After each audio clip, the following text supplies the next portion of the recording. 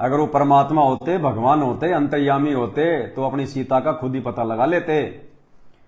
वो तो बलवान भी नहीं थे, वो तो ताकतवर भी नहीं थे, वो तो सर्वशक्तिमान कहते हो, वो तो शक्तिमान भी नहीं थे भाई।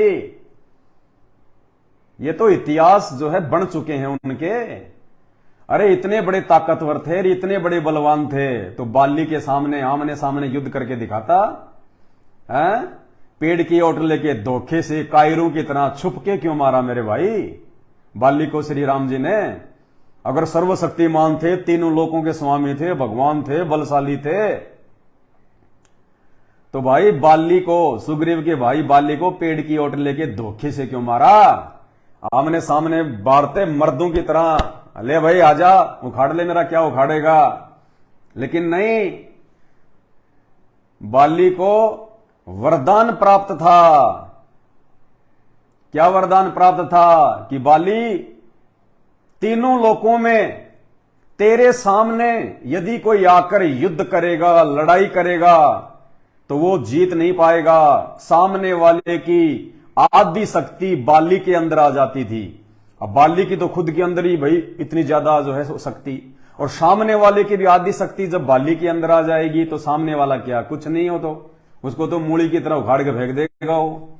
तो श्री रामचंद्र जी को अच्छे से पता था इस बात का कि बाली तुझे गाजर मूली की तरह उखाड़ के फेंक देगा, इसलिए धोखे से पेड़ की ओट लेके तीर से मारा।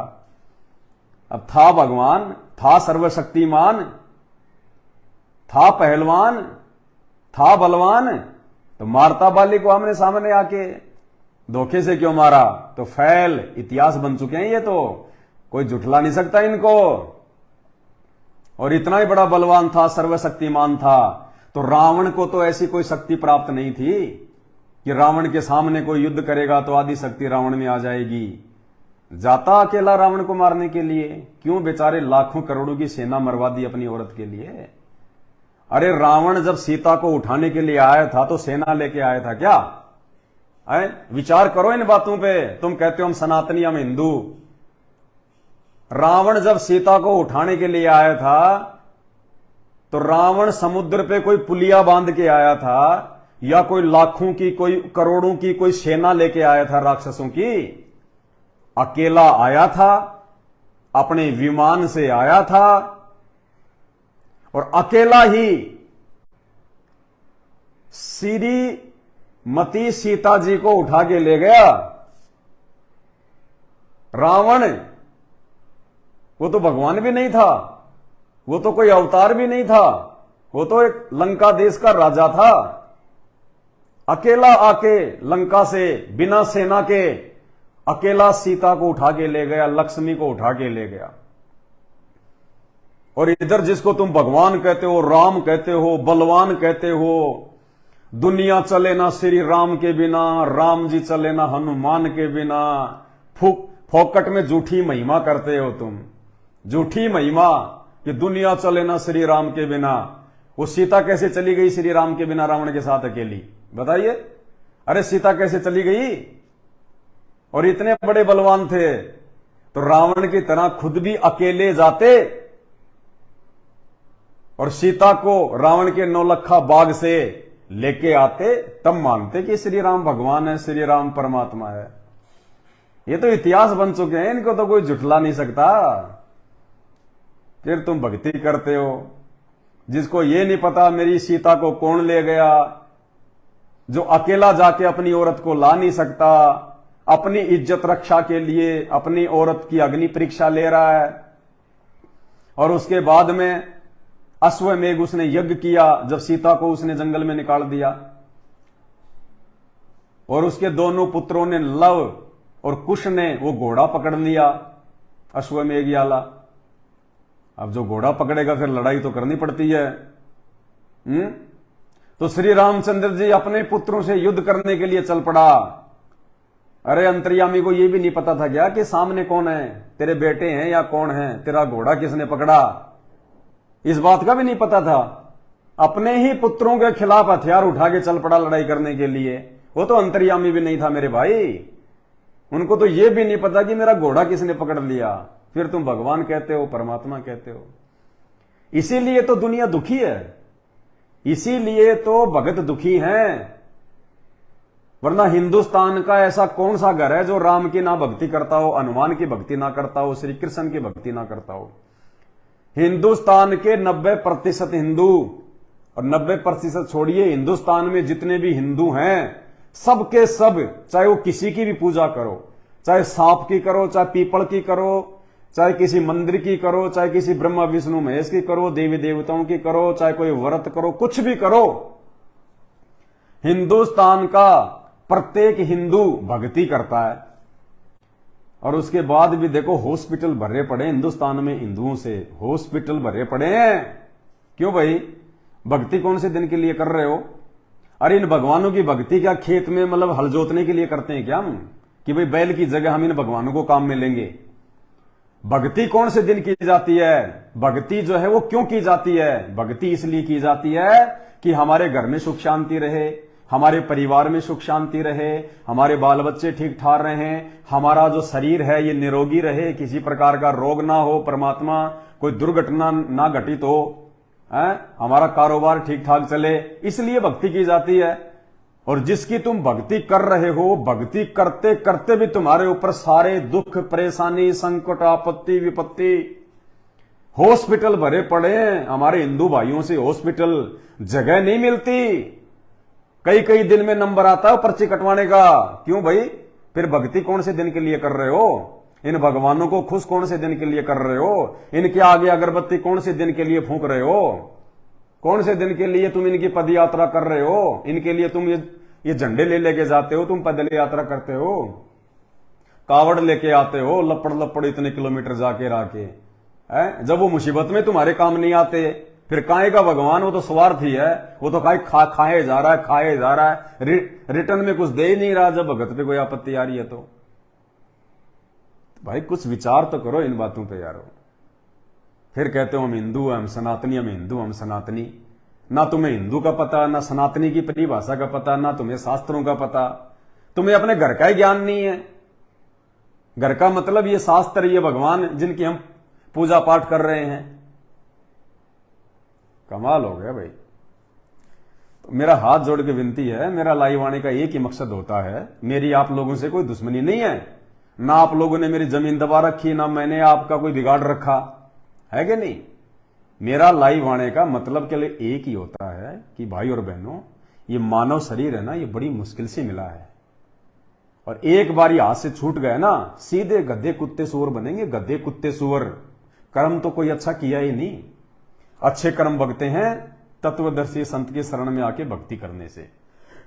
जब तक हम तत्वदर्शी संत की शरण में आके भक्ति शुरू नहीं करेंगे, तब तक तुम चाहे कितने लाखों करोड़ों के भंडारे कर दो, कितनी तुम कावड़ ले आओ, कितनी तुम पद यात्रा कर लो, कितना ही तुम चंदन का तिलक लगा लगा कर अपने आप को तुम भगत समझ लो, भक्ति की शुरुआत भी नहीं होती। शुरुआत भी क्या होती है? तो भाई और बहनों, तत्वदर्शी संत वर्तमान में धरती पे संत रामपाल जी हैं। इनके अलावा इस धरती पे किसी के पास में कोई भक्ति नहीं है। संत रामपाल जी के अलावा पूरे ब्रह्मांड में कोई शक्ति नहीं है। और इनकी भक्ति से, इनकी शक्ति से हमारा ये मानव शरीर भी निरोगी रहेगा। संत रामपाल जी के मर्यादित भगत को हॉस्पिटल जाने की जरूरत नहीं पड़ती, क्योंकि संत रामपाल जी के लिए, संत रामपाल जी के भक्तों के लिए, संत रामपाल जी से बढ़ के कोई डॉक्टर नहीं है, कोई वैद्य नहीं है।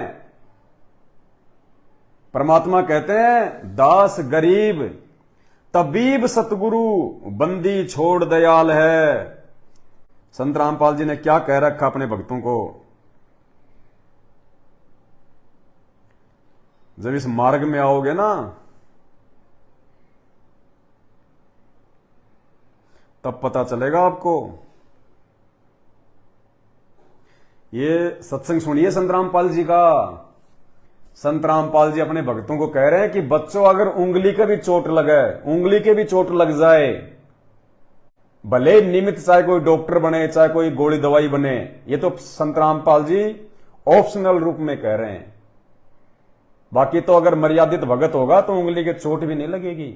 फिर भी संत रामपाल जी कह रहे हैं कि आपने अपने गुरु पे इतना विश्वास होना चाहिए, अगर उंगली के चोट लगे तो भी यही सोचो कि मेरा गुरु ठीक करेगा, मेरा भगवान ठीक करेगा। ये ना सोचना कि डॉक्टर ठीक कर देगा। गोली दवाई देते देते भी डॉक्टरों की रिएक्शन कर जाती है और रिएक्शन से मर जाते हैं। क्यों नहीं काम किया गोली दवाई ने? ये गोली दवाई कहां थी आज से पहले? ये भारत में अंग्रेजों के आने के बाद ही क्यों आई गोली दवाई? इससे पहले हमारे देश को गोली दवाइयों की जरूरत क्यों नहीं पड़ी? क्योंकि इससे पहले हमारे देशवासियों के पास में उनके पिछले जन्मों की भक्ति शेष थी। भक्ति शेष थी। धरती पे अच्छे लोग थे, गालियां निकालने वाले नहीं थे, बात बात पे मारपीट की धमकियां देने वाले नहीं थे, शुभ कर्म करने वाले थे, पराई बहन बेटियों को अपनी बहन बेटियों की नजर से देखने वाले थे, एक दूसरे के दुख में दुखी होने वाले थे। और आज भाई सोचता है कि भाई का काम बिगड़ जाए तो मेरी गांव में वाह वाह हो जाए। तो यही होगा तुम्हारे साथ, और क्या होगा? तो सतगुरु के भगत को डॉक्टरों की आवश्यकता नहीं पड़ती, हॉस्पिटलों की आवश्यकता नहीं पड़ती। सुनिए संत रामपाल जी के वचन। और पुण्यात्माओं, जब तक हम संसार से कुछ आशा रखते हैं कि ये मुझे ये लाभ दे देगा, वो मुझे ये सुख देगा, तब तक परमात्मा साथ नहीं देगा। आप तो सीधम सीधा भगवान से जुड़ोगे, चाहे आपका उंगली का चोट लाग जा, नो यही अर्ज है भगवान आप पे करोगे। भले ही तो मीडिया उसका दवाई बने, डॉक्टर बने, लेकिन करेगा भगवान। आपने ऐसा भी देखा होगा, डॉक्टर खूब इंटेलिजेंट है और खूब प्रसिद्ध है, और एक व्यक्ति जाता है, उसका इंजेक्शन लगाता है, वो रिएक्शन कर जाता है और डॉक्टर के हाथों में मर जाता है। तो ये दवाई और डॉक्टर नहीं करते, या संस्कार काम करते। परमात्मा साथ होगा। जैसे आप देखते हैं कई भक्त, मेरे तो लाखों से ऐसे पाला पड़ा है, कहते हैं जी मैं सब दवाइयाँ खा ली, कोई नहीं लगती, खाते हैं तो रिएक्शन करते हैं, खुजली हो जाती है, नाम शुरू करते हैं, आशीर्वाद प्राप्त करते हैं, वही गोलियां फिर काम करना शुरू कर जाती हैं। तो संस्कार से सब कुछ होता है। तो तब हम परमात्मा हमें पल पल में साथ देगा। छोटे से छोटा भी दुख और सुख आपको अनुभव करा देगा कि मेरे कारण दुख टला तेरा। ये होते हैं परम संतों के काम, ये होते हैं सच्चे गुरु के काम। सच्चे गुरु की शरण में आने के बाद उसका भगत हॉस्पिटल का मुंह भी नहीं देखता। खांसी जुकाम तो नॉर्मल बात है, ये तो आड़मास का शरीर है, लेकिन वो असाध्य रोग नहीं हो सकता जो रोग आपको नानी याद दिला दे, जो रोग आपकी आंखों में आंसू ला दे, जो रोग आपकी भक्ति में बाधा बन के बैठ जाए। वो रोग नहीं हो सकता सतगुरु के सच्चे भगत को। भगत तो बहुत होते हैं सतगुरु के, लेकिन वो नहीं जो उनकी मर्यादा तोड़ के सारे कुकर्म करे, उल्टे काम करे और नाम भी ले रखा है। वो नहीं, वो भगत जो सतगुरु से उपदेश लेके, उनके ज्ञान को आधार बना के, उनकी मर्यादाओं में रह के चले, देखा देखी में नहीं चले, किसी दूसरे के पीछे भेड़चाल में ना चले, उस भगत को जाने की आवश्यकता नहीं है फिर। तो अभी आप लोग भक्ति और अध्यात्म से बहुत दूर हैं, लाखों कोस दूर हैं।